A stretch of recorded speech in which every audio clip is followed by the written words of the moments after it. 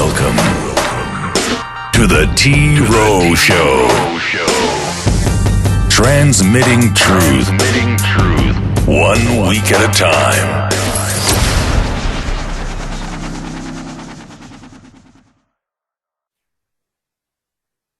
Welcome to the 28th episode of the and/or broadcast of the T-Row Show. This is your host, Keith. We got other hosts, Stu and Tony. Say hello, fellers. Good evening. Hello, good evening, everyone. All right, what we're going to be doing in this particular episode is redirecting our focus. We're not necessarily going to be directing our focus towards Europe and the Netherlands and all that. We're going to direct it into America. And what we want to do is show you and or reveal to you what the end game is, as far as everybody talking about a civil war. This country going through a civil war. And basically, as we see it, I don't think anybody really even knows what they're fighting for or against. Because everything from start to finish that we have found is basically a lie. A lot of it's propaganda. Now, we'll reveal that at the end of the program, exactly what the Civil War, the coming so-called planned Civil War, is all about. First of all, we have to explain that that globalism itself is a con. That was a con started a long time ago, and that was a way for certain groups of people to gain access to basically stealing people's labor. It was a way of enslavement. So it was a con game, a way to gain euros. Euros was a con. Basically, a lot of what you're seeing is a con game in this country, in America. So we want to first start out. We're going to talk a little bit about the history of the Democratic Party. We're going to talk about that a little bit. So, Stu, if you want to let everybody know what some of the history, just little tidbits. We don't need everything. Yeah, gladly. Before I do, I'll screen share also, but I do want to preface this with there's plenty of information out there available now. So the folks should feel confident that all they have to do is look up key phrases like the Democratic Party and slavery, or Democratic Party and KKK, things like that, and you're going to get search engine hits. So this will be very brief, just to warm people up to the idea here. And if you'll just stand by for a moment, I'll screen share the first one.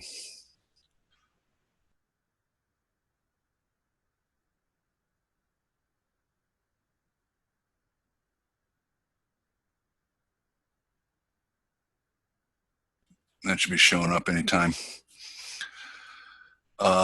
So we're back. We've traveled back in time here, and roughly we're in the 1860s, and we've got a paragraph right here. The Republican Party was founded primarily to oppose slavery. The Republicans eventually abolished slavery. The Democratic Party fought them and tried to maintain and expand slavery. If we scroll on down here, we have another fact. During the Civil War era, the radical Republicans, as they were then deemed, were given that name because they wanted not only to end slavery, but to also endow the freed slaves with citizenship, equality, and rights. That was voted against by the Democrats. Lincoln's, and I like this little fact here too, not too many people understand this. Lincoln was assassinated as a Republican president, and his Andrew Johnson, his successor, was a slave owner, was a racist. So that also fits. We can jump screen. I hope this shows up without having to share. Let me know if it does or doesn't. You're doing fine. Yep. Go ahead. Yeah. Good to hear. Okay. The President Woodrow Wilson, U.S. President Woodrow Wilson, instituted the Federal Reserve, which was the one of the sources of the current American society's problems. He was handled by a guy named House. Here's his last name here. And if I scroll up, I think we get his. There's his picture. Yeah. So his name is Colonel Edward Mandell House. Okay, and he handled Wilson, controlled him. The interesting thing about House is that he ties into the Civil War and the racist policies of the Democratic Party back then. He was a Texan down here. Okay, so what did House do? He helped found with money. He helped found the Texas Rangers. Texas Rangers, on another screen here, had direct ties to the Ku Klux Klan back in those days. So the Ku Klux Klan ended up evolving into the enforcement arm of the Democratic Party. It was the Republicans that stood against. So it's the exact opposite of what you're fed in the headlines today. Okay, and that's how the politics in general, but the Democratic Party in particular, since we're talking about them, operate. They basically throw out the exact opposite of what's going on and wait around for the populace that is, relatively ignorant of these facts to buy into the lie.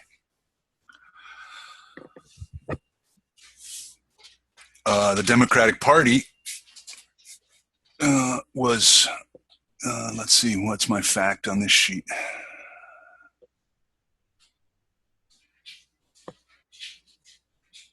Oh, this fella here, John Calhoun, Democratic Party. This is what I wanted to read to folks. John Calhoun turned the principle of slavery that they're talking about in the preceding sentences on its head.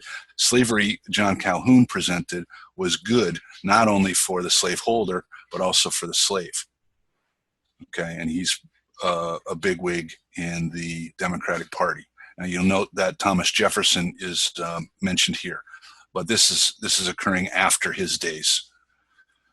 Okay, this is all occurring. This transition's occurring during the Civil War, which Civil War, could we agree, was basically not, a country divided. It was basically the Democrats and Republicans duking it out. Yeah, that's what I would say. It would be. It wasn't a North and South thing. It just had to do with slavery and non-slavery, one party against the other, and obviously somehow or some way after that war. That Civil War, they made some kind of peace agreement between them. And this is, I'm taking that based on, and I haven't seen it, but I'm taking that based on what I have seen or witnessed throughout my lifetime. That when the Democrats are doing something, they never get arrested, they never get this, never get that, for specific reasons. And nobody can understand why the Republican Party doesn't do it. So all of a sudden the Republican Party is blamed because, well, you guys are letting them get away with it. But there's some kind of peace agreement between them. We just can't figure out exactly what it is or what the dynamics of it is between those two parties. Yeah, here's another interesting paragraph. It's kind of in support of what I mentioned previously. The Democratic Party's war against African Americans continued after the Civil War, which many Democrats, in fact, opposed, often working actively to undercut the Union war effort. Democrats, both North and South, fought the attempt to implement the equality for African Americans gained at such high cost. The opposition was often violent. Here's the key sentence. Indeed, the Ku Klux Klan operated as a de facto terrorist arm of the National Democratic Party during Reconstruction. So Reconstruction was a phase, a window of years after the Civil War. And the KKK went around and helped reestablish the Democratic Party principles via violence and hangings and all kinds of notorious acts. Right, and then you had, and we come forward a little bit. We had Wilson. He come in with the Federal Reserve, and then they come up with Roosevelt, who's Democrat. Yep. He came in and did his pledge, okay, and started to move away from the basic principles of the country, which was slavery and all that. Right. You can make an intellectual argument that FDR instituted the real sophisticated slavery policies, which was benefits. Here we understand. The pitch is we understand that life's difficult and you're struggling. So here's a check. Vote for us. When in fact that party is the one that's making life so difficult. They're the actual plantation owners.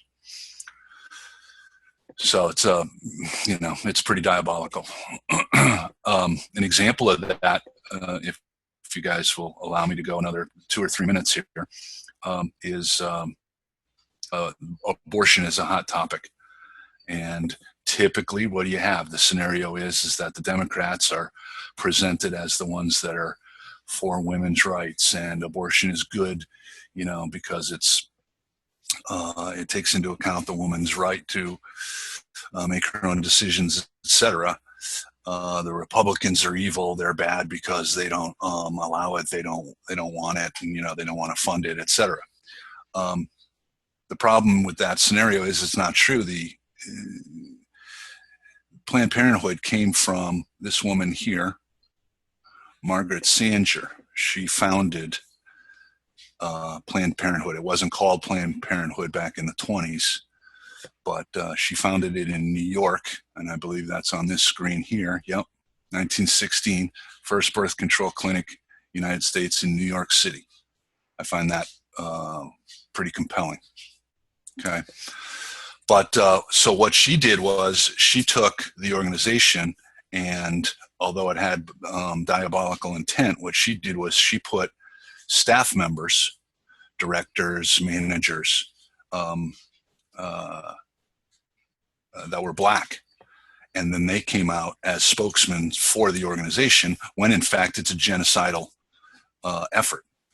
They're into getting rid of the black population.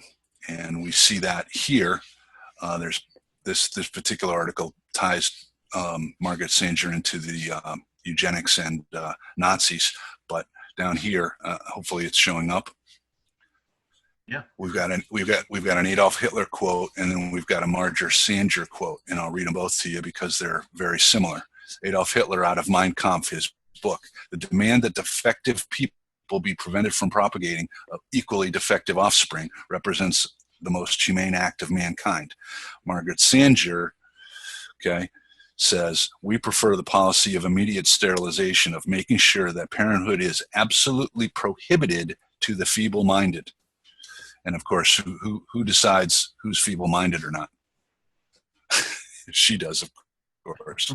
Hillary Clinton emulates this woman. She loves this woman. She idolizes her. Yeah. Well, and that's right. That's part of the sales pitch, right? In a speech, she'll say something like, I really respect the efforts of Margaret Sanger and all that stuff. When it's a ruse. You're being fooled into killing your own offspring. How many abortion clinics are there in the elitists' neighborhoods? I'll bet you there's none. You don't see any on the east side. Yeah. Yeah. So Planned Parenthood has gone through a couple names, and as of this writing, I don't know when this writing is, they're the largest abortion provider in America. And what is it really? It's a population control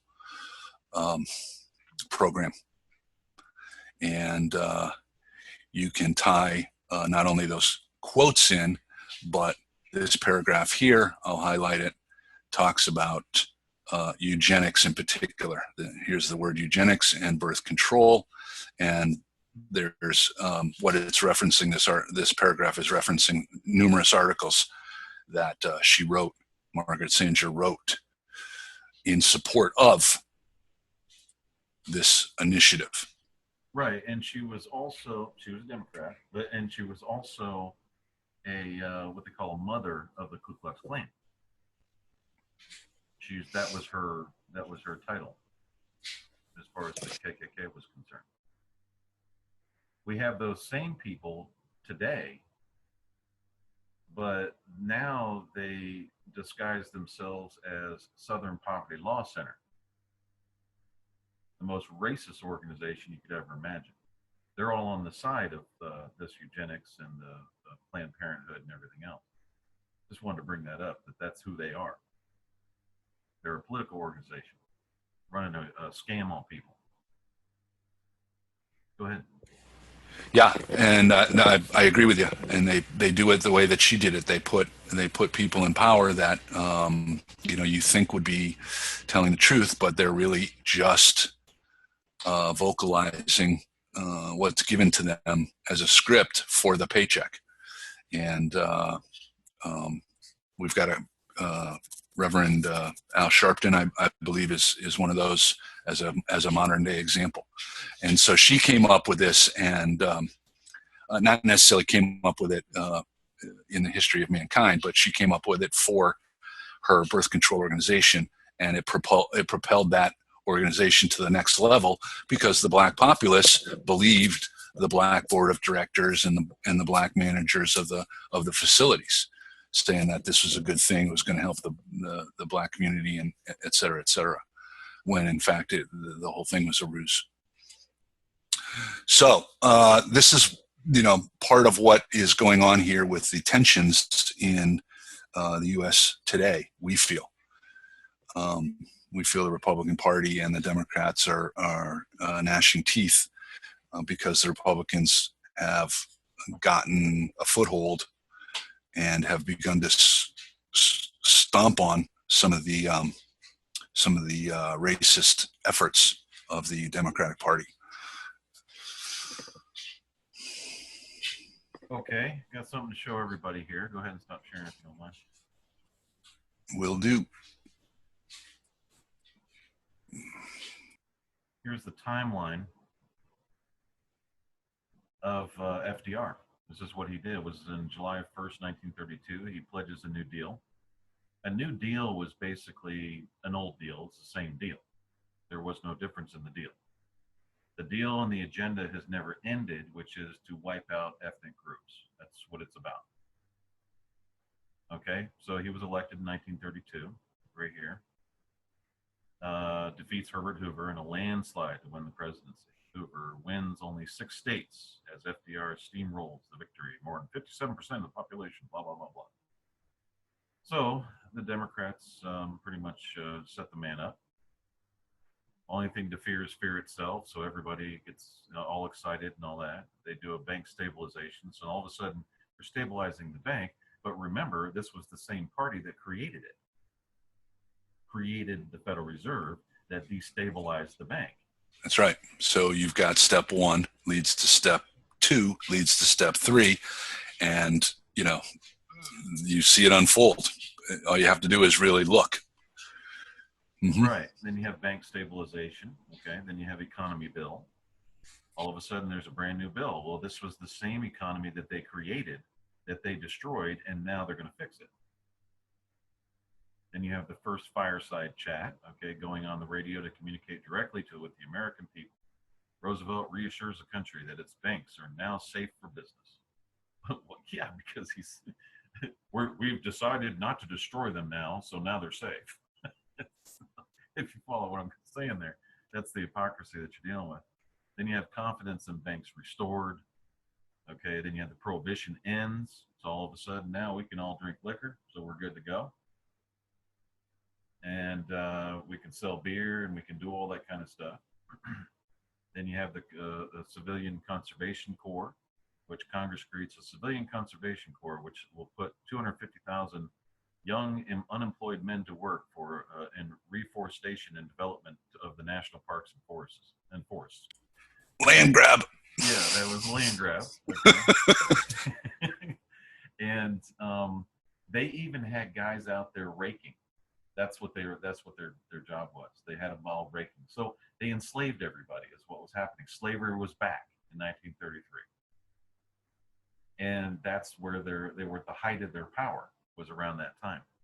They get rid of the gold standard because, remember, less people, the lesser races can't have gold.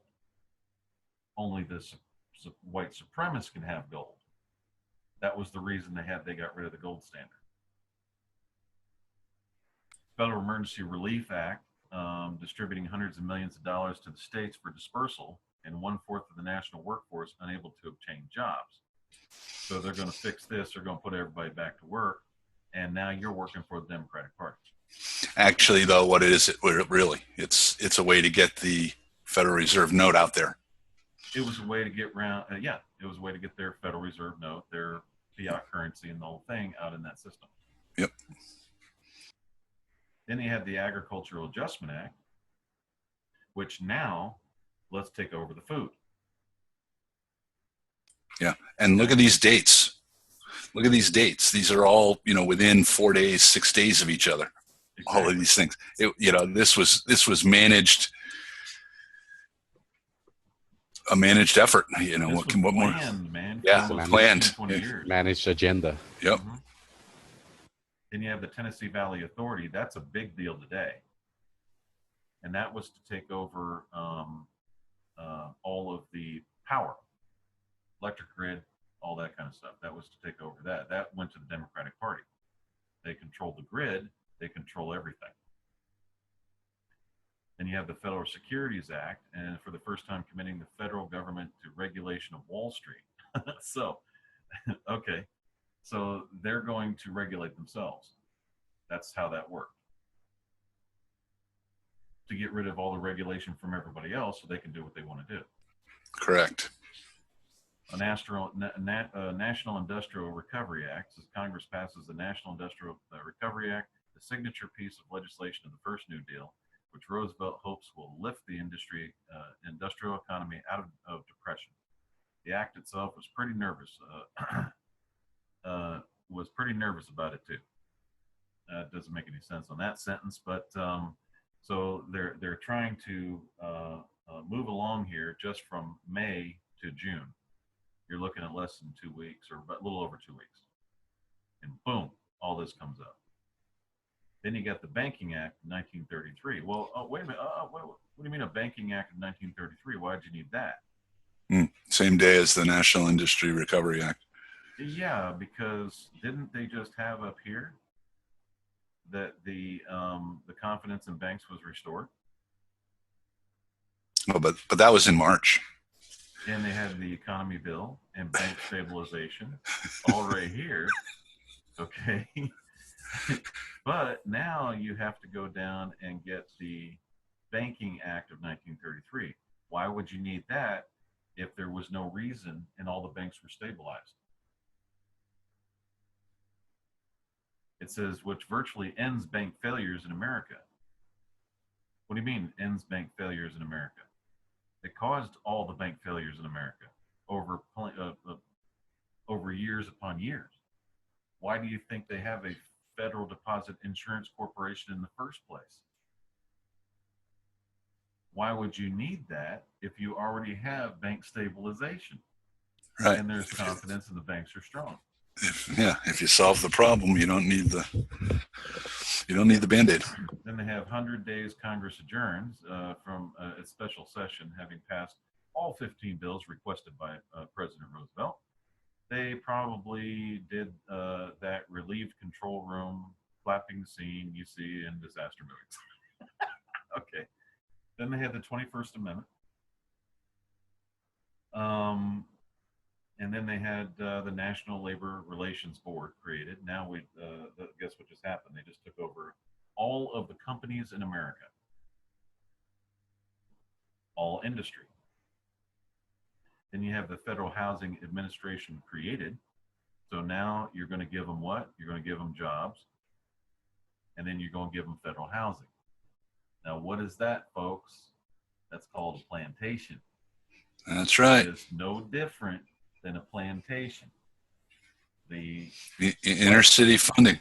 Mm-hmm. Yeah, the white Democrats were giving the black man a housing, and they were giving him labor. That's why they said it was good for the master and good for the slave.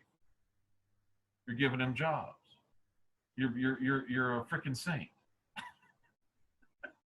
Back to, so the Federal Housing Administration is nothing more than a plantation organization. So was the National Labor Relations Board, a plantation. That's what started all the inner city plantations. We're right back to, nothing's changed. It's just different names. You're right back to the plantations before the Civil War. Nothing different. Yep, I'd agree with you there. Just new names, new terminology. And Congress passes an Emergency Relief Appropriations Act, which allocates $5 billion for work relief projects administered through the New Works Progress Administration, which will ultimately employ more than 8 million Americans. And guess what that does? That brings in all brand new taxes. All brand new taxes. On top of the interest that the same party is getting through the Federal Reserve. And everybody knows the Federal Reserve scam. Okay, then you have the Rural Electrification Administration established. Now they're going after the farms. That's what rural, you have urban and rural. So they want to expand their cities.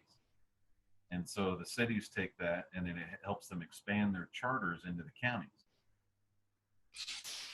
Exactly. And because this stuff is unrolled over, a decade, people don't notice. So they bring out and they go, yeah, we're going to get you some electricity. But, 7 years, 10 years later, the farm's been foreclosed on because that's what the intent really was. Yeah, to take over the farm. So they could resell the house. That's all they wanted to do. They didn't care about how they got it. They just wanted to be able to get the farm more acreage and where it does produce so they can charge more for it. That's all they're doing. It's just another scam. It's a con. Okay, you have the National Industrial Recovery Act ruled unconstitutional. Okay, and this is where the communist collective bargaining established. Okay, that's where that came from. He signs a Wagner National Labor Relations Act, which reestablishes the right to collective bargaining that had been thrown out by the Supreme Court along with the rest of the NRA in the Schechter decision. Okay, then you have, now you got what, union mob bosses here. Then you have the Social Security Act. Now that was probably the biggest Ponzi scheme ever created. The Ponzi scheme is you put more money in it than you will ever get out. That's what that is. You put more money in and that you will never get out. So why? Yeah, and if you don't, bad investment. Right, and if you don't believe it's a scam, then why don't you get, the money lump sum? Right. So then you have the wealth tax, which actually coincides with the Social Security Act, the Ponzi scheme. It says a wealth tax is this largely symbolic measure that raises the top tax rate to 79%. Still more than 95% of American families pay no income tax at all. That's because it was not ever supposed to happen. This was alternatively known as the Eat It Rockefeller Act. Okay, and this particular wealth tax, and the way it's written, you would think they're taxing the wealthy. That's not what it's for. Okay, it was nothing more than a Ponzi scheme of the same with the Social Security Act. Same scheme that's going on today. It's just different generations every 20, 30 years don't remember what happened way back when. They don't understand any of this stuff. So they just think, well, you have to have Social Security in order to be able, because I want to invest in that to live, to be able to retire. That's basically all it is. But it's just a Ponzi scheme. There's no way. It's a way of making money. It's not for a particular political party. Then you go back and the Agricultural Act ruled unconstitutional. Gee, I wonder why. Then Roosevelt was reelected. And in the second term, in the White House, promising further reform to improve conditions for 1/3 of the nation ill-housed, ill-clad, ill-nourished. gee, could that be that all these other acts were creating the 1/3 of the nation ill-housed, ill-clad, and ill-nourished? If you think about it, that's what they're doing. Absolutely. So now he's going to go back 4 years later and try to fix or hide what they have already caused by all these other acts. Because they weren't there to help people, they were there to take the wealth away. That's all it was. Then they have court packing. It says, frustrated with Supreme Court's rejection of much of his program, Roosevelt proposes new legislation allowing him to expand the court to 15 members, which would allow him to install as many as 6 friendly justices to overrule the existing conservative majority. It did not go well. So this was your little dictator, Franklin D. Roosevelt. Now you understand why his wife created the Universal Declaration of Human Rights? Yeah, and something else to consider too for folks that are just getting exposed to this kind of stuff. Remember that because this is, for the most part, it's fraudulent behaviors and designed to steal people's assets. What they'll do is they'll introduce legislation and have it beat back 2 years, 3 years later. But 10 years later, it gets revisited and implemented, or 15 years later, because of what Keith was mentioning, that the populace forgets, or they get old, and then the younger generation isn't aware of the struggles of the previous generation. Right. It says in West Coast Hotel versus Parrish, the Supreme Court upholds a Washington state minimum wage law. Now, why did they do that? Why is there a minimum wage? That's the whole thing. That's because the Democratic Party wanted to control your wages. Highly illegal to do. It violates every contractual law on the planet. You can't negotiate your wage at all. It also keeps a certain populace in a certain economic condition. So they live in a plantation that keeps them suppressed, and they can never get out. This causes the drug trade. This causes inner city violence. It causes every kind of atrocity you could imagine. So this guy wasn't fixing anything. He broke it, and then they reformed it the way they wanted to, which was worse than what it was before it all happened. I think the viewers who are watching this share screen can also notice that there is a pattern to what the Democratic Party does and how it does it. And it would give you a really good, foundation when you look around and you see where you're at, where the nation is at, and who's responsible for why it is the way it is. And you can see the pattern here. Exactly. You've got now, all of a sudden, 4 years later, okay, you have the Supreme Court upholds the National Labor Relations Act. So they did a lot of threatening. They did a lot of, coercing, all kinds of stuff. And Supreme Court finally said, oh, okay, well, yeah, you got that's the National Labor Relations Act. Yeah, that sounds like it's constitutional now. So now their word is crap. And and of course, remember that they expanded the court. A few paragraphs up, they had the court expansion. He got to 15 or something? Yeah, I don't think it says it did not go well. That was, but I understand what you're saying. When it's on February 5th of 1937. Oh, okay. Okay, yeah. Then you all of a sudden have April 12th, 1937. This was only a couple of months later. Now all of a sudden, the National Labor Relations Act is valid. How did it get valid? It never was. Well, the judges went, holy cow, man! They're gonna appoint more people. We're in trouble here. We might get whacked. All right, yeah, that's constitutional. Yeah, now they go. Supreme Court upholds Social Security Act. Now the Supreme Court upholds the constitutionality of the Social Security Act, which was okay. Now it's okay to do what? create Ponzi schemes. This is when corruption became more and more rampant. And the very specifics for this, the reason for this, was because they had to corrupt the country enough to be able to get away with the schemes and the cons that they were getting ready to get away with, that they had created themselves. You create the emergency, then you create the solution to it. And, that's called thesis, antithesis, catharsis. Okay, that's the technical term for it. So, that being said, now people will understand probably why, when we came out with the continental dollar, declaring it legal tender, everybody went crazy. However, all the Democrats started attacking us, calling it fraud.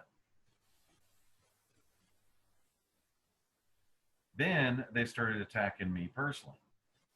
After that, they started calling it fraud. Now, why would they start doing that? That's the whole thing. You got interest-free. All the claim is clean. It has a clean chain of title from start to finish. And all of a sudden, they're going to call it fraud. Why would they do that? That's the whole thing. It's because if you had a national currency, it changes the laws. You can't pull your scams anymore. If you have a currency that your Constitution does not recognize as a currency, you can keep those scams going, and very difficult to get you, very difficult to nail you, because the or catch you and put you in jail, because you're the all court cases become political rather than judicial, because you don't have a judiciary anymore, or a judicial branch. They don't have any money. They don't have any law to deal with.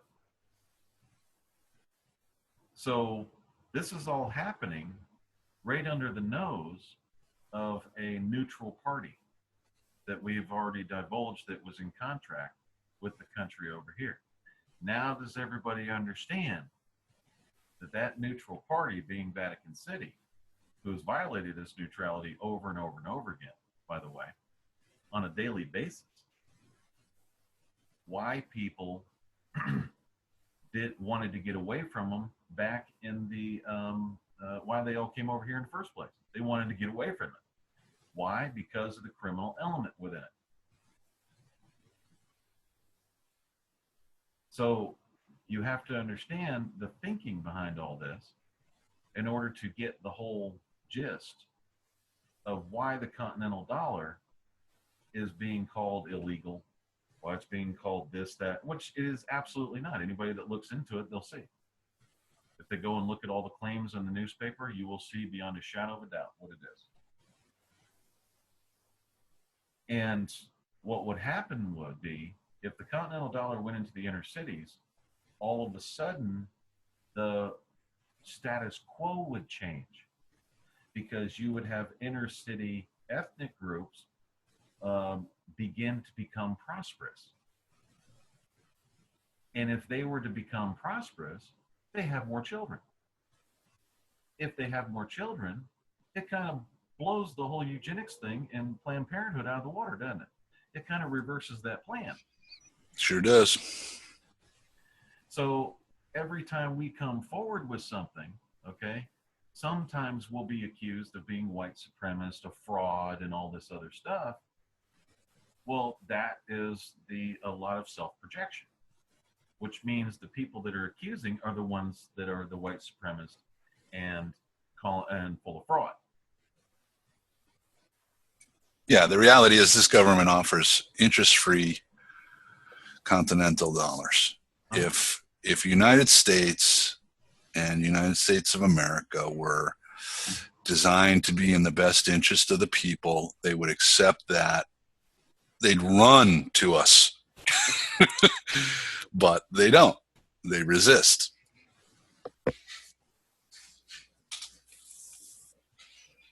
Absolutely. And they so now that everybody gets that part, okay, we can get to that point. Everybody gets to that part where this is a racial thing, folks. This has nothing really to do with politics to a certain extent. You have let's go to the rhetoric that you listen to on on alternate and all this. You have the right, and then you have the left winger and a right winger. Okay, the right winger is trying to fight for the Constitution and constitutional rights and want their republic. The left winger is trying to get rid of dictatorship, fascism, and all this other stuff. Neither side really even knows what they're fighting for. That's not the plan. Okay, that's not what this is all about.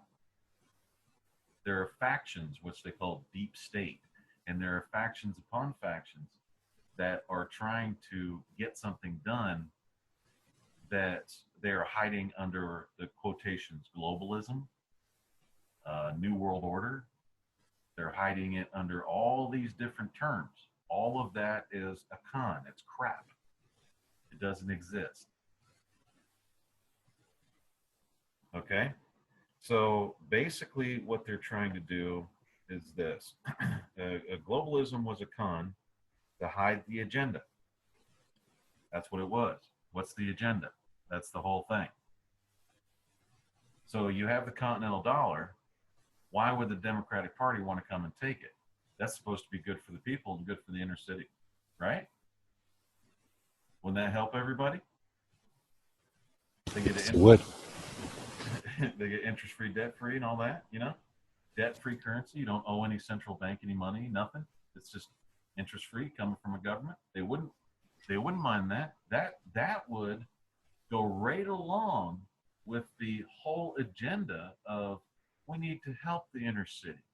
We need to help the people. That's right. Blah, blah, blah. That would go right along with it. But we got hit in the face like you wouldn't believe on resistance, which actually kind of blew us away. It blew me away at the time because I didn't really fully understand the whole argument in America. Okay, what this argument was and what was really going on.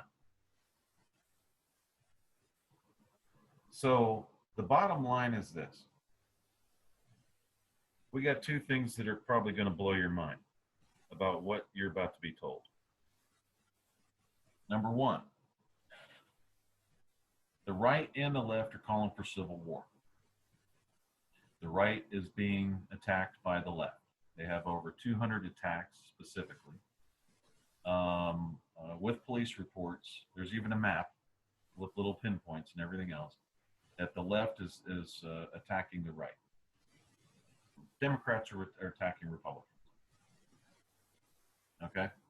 Because they believe that Republicans are fascists and they don't want to turn this into a fascist country, and they believe that this whole thing about illegal immigrants is bad for the country's image.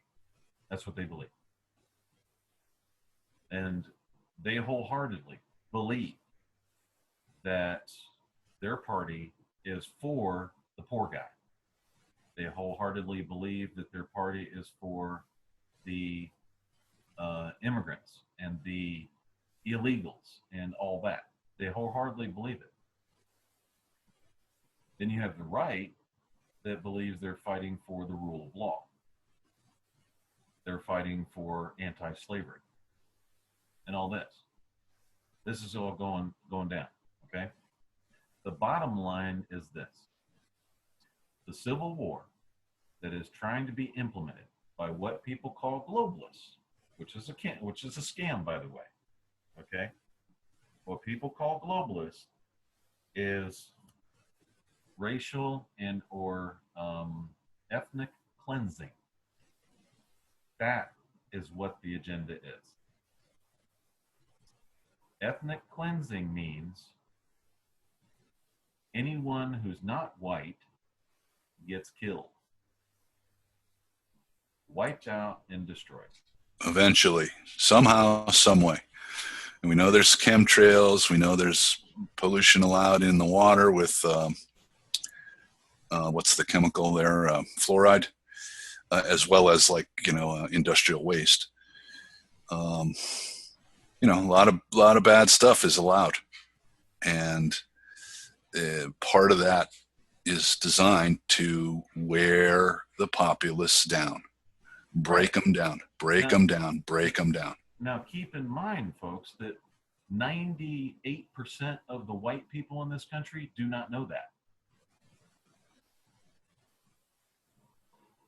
98% of the black people don't know that. They don't know what I just told you. You're being scammed, folks, by a third party, because they don't want you to recognize what their actual agenda is, and their actual agenda is right there in front of your face. If you want to hide something, put it in plain sight. It's a recipe for eugenics. That's right. And that's what Planned Parenthood is. That's the ultimate goal. It's nothing more. It has nothing to do with political. It has nothing to do with the Constitution. It has nothing to do with anything other than ethnic cleansing by a very small group of white supremacists that are extremely cunning in their lies and deceit. So you have black people today attacking white people because of white privilege. Those white people have no idea what you're talking about, because it's the very party that you're a part of that's doing it. You're working for white supremacists. Those black people that are attacking white people that have no clue what's going on in this country, you're attacking them on behalf of the white supremacists, so that you agitate the white people to come back and start killing you. That is what's happening. So they will begin to retaliate. And the only one that wins is the third party white supremacist.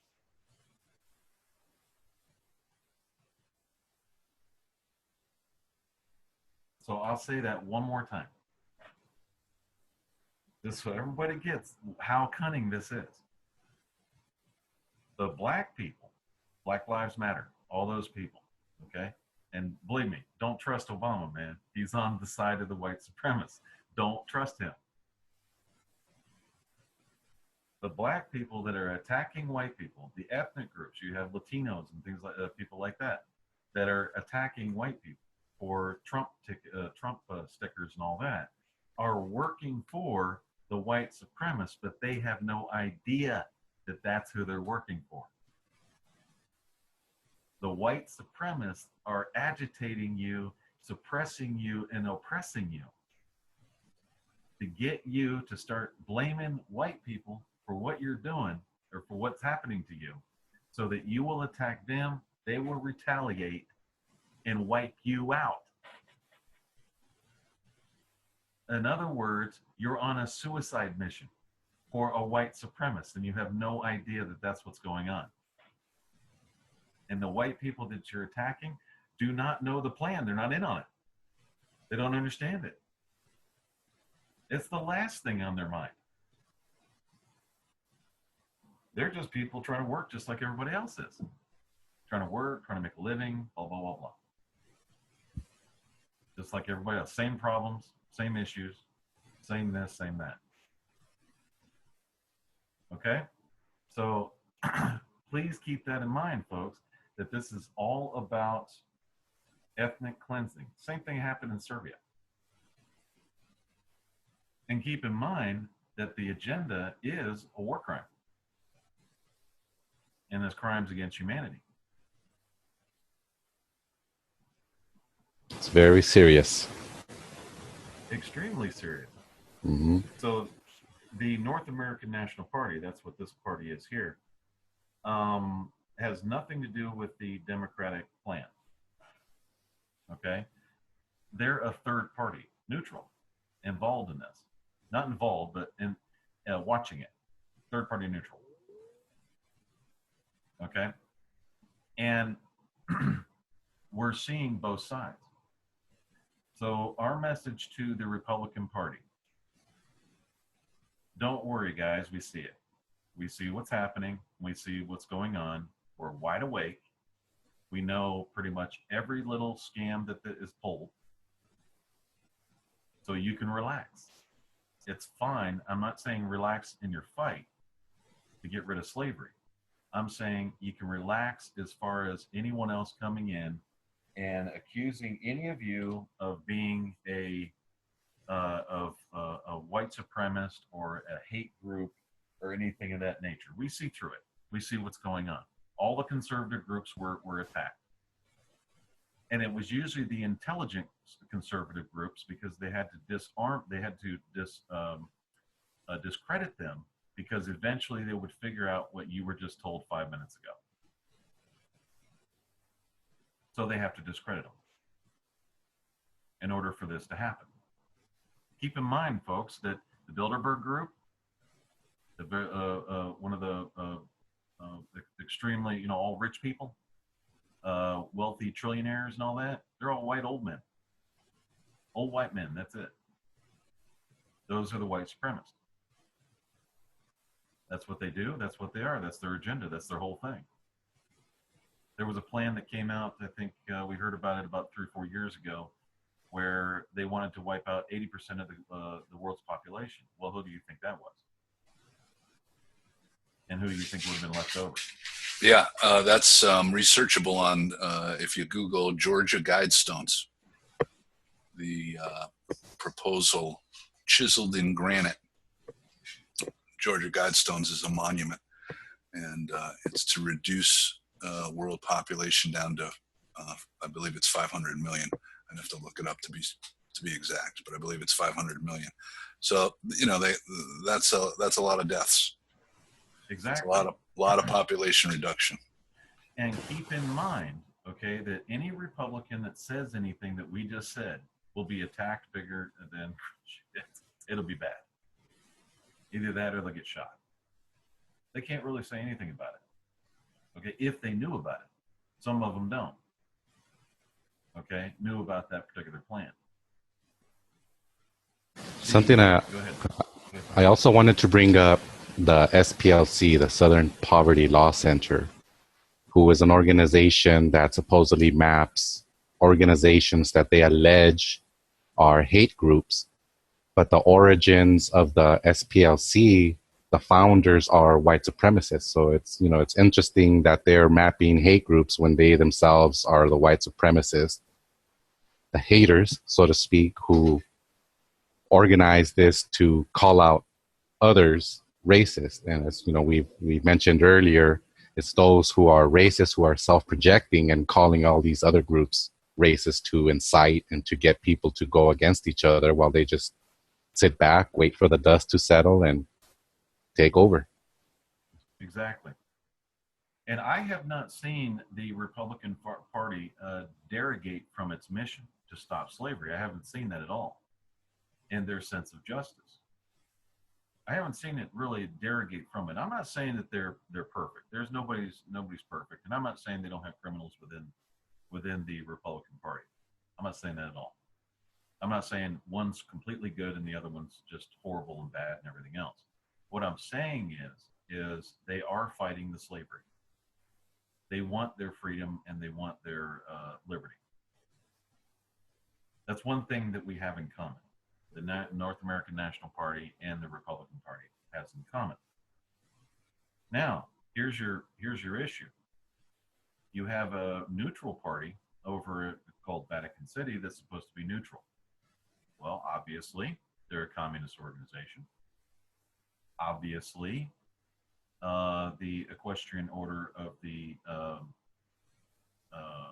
Knights of the Sepulchre are fighting for their a race.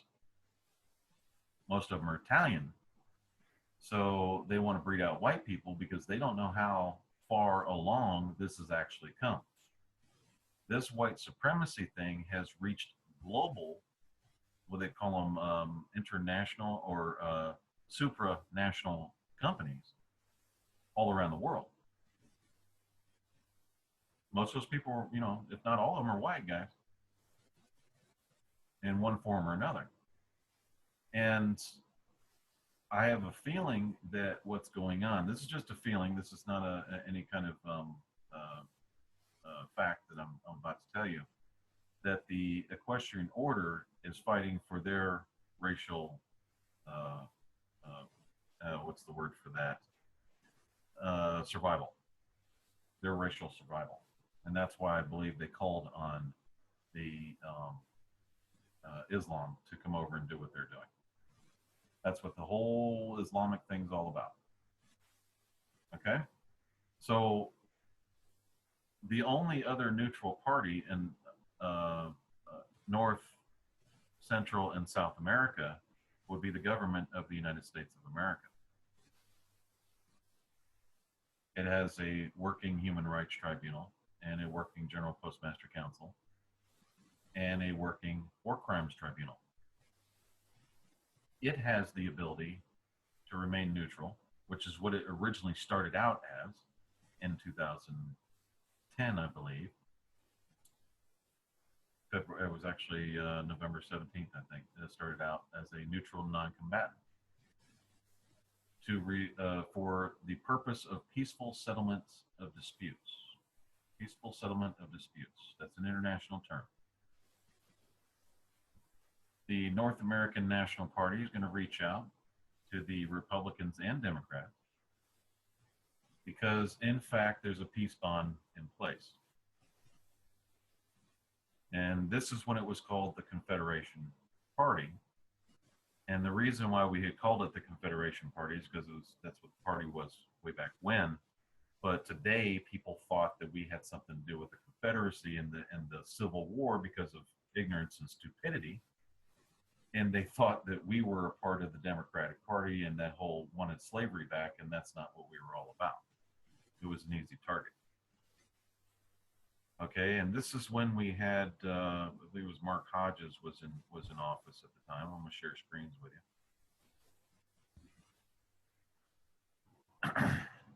It said, and a motion was carried by the affirmed American Nationals to interpret the scripture, okay, as Edmund Mark Hodges proclaiming a peace bond. Okay, and that a motion was carried by the affirmed American Nationals that the scripture quoted by the governor of the United States of America is issued as a peace bond by and between the Confederation Party, which is now the North American National Party, of these United States, and the Democratic Party and the Republican Party of the United States. Further be it resolved, the motion was carried by the affirmed American Nationals that the Assembly will abide by the peace agreement and reciprocate through the Department of State of the United States of America.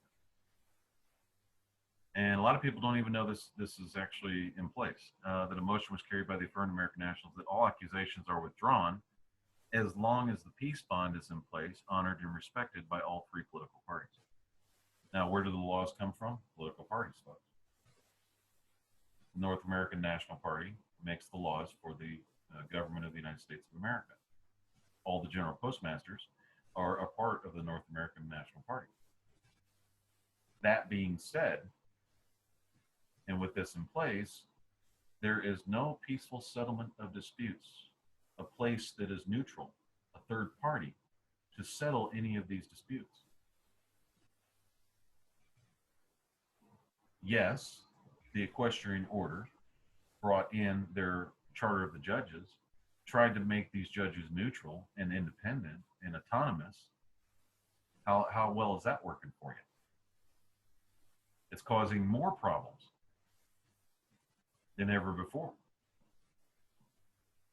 Yeah, I think it's safe to say now, right, that judges within the United States are strictly political at this point, right? The last 15, 20 years.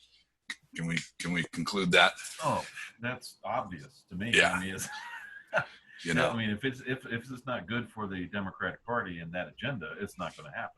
Right. If you start fighting for what's right and wrong, they retaliate like you've never seen your entire life.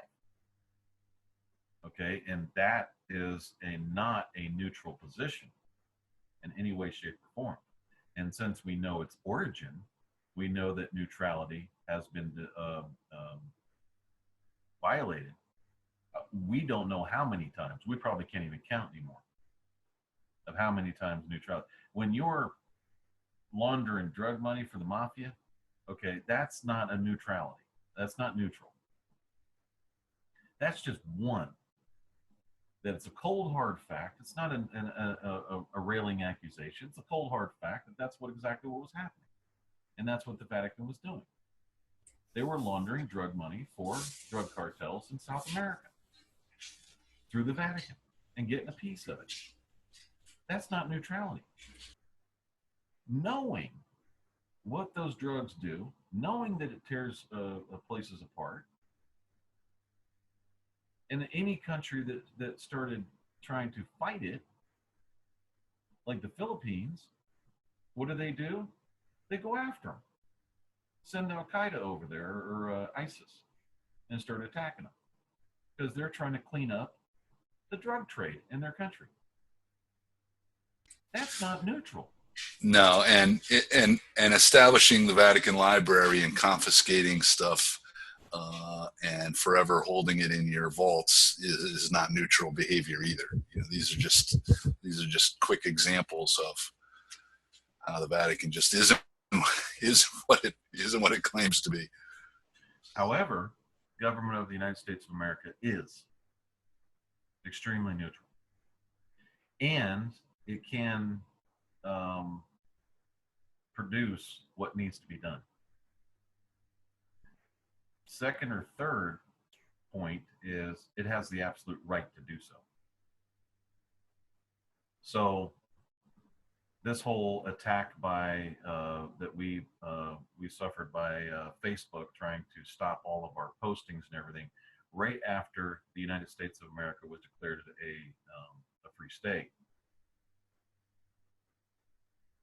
opened up a whole can of worms for us to look at a whole other point of view that was generally not discussed along these lines for the past 6 or 7 years. So we were able to see it. In other words, okay, we get it. No problem. We understand what's going on. We understand the fight. We understand the resistance. We get it. And we wanted the Republican Party to understand that we do look at your struggle, watch your struggle, and admire it. You got to admire that. There's a little bit of admiration there because to fight against slavery is basically the fight against theft. And anyone in this world that believes they're superior to something else because of what they are, not because of who they are, but what they are, has issues. I'll put it that they've got issues. Because every one of us in this world falter at one time or another. We fail at one time or another.